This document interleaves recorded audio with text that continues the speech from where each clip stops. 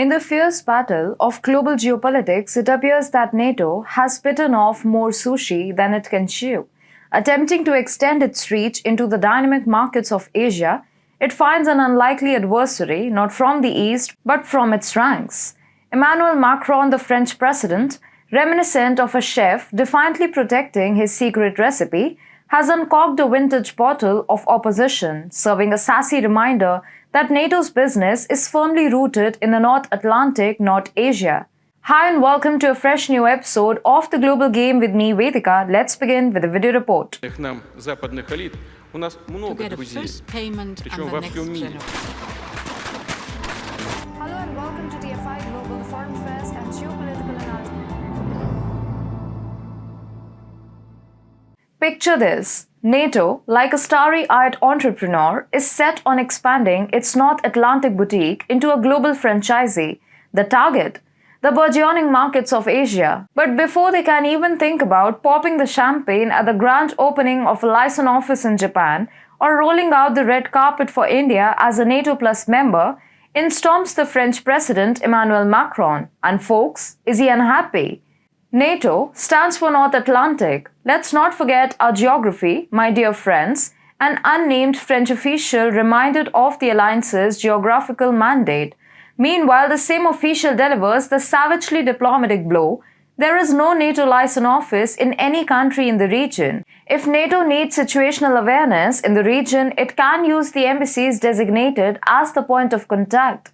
Now that's a textbook diplomatic take that. The crux of the issue. It's like a high-stakes poker game, and France believes it knows the USA's hand. A clever ruse, an expansion under the pretense of geopolitics, but with an ulterior motive boosting their weapons market in Asia. France, still nursing the wounds of the AUKUS backstabbing, is keenly aware of these maneuvers. You see, the French have a decent game going in Asia. They are playing their cards right, with Rafale fighter jets manufactured by Dassault Aviation and other attractive defense components like submarines. Countries like Indonesia, UAE and India can't get enough. Now imagine the US encroaching on that turf with a NATO storefront. That's a challenge to the French market that Macron isn't going to take lying down. The plot thickens as we see NATO's ranks divide on this issue, and India's membership in NATO Plus. Oh, the drama.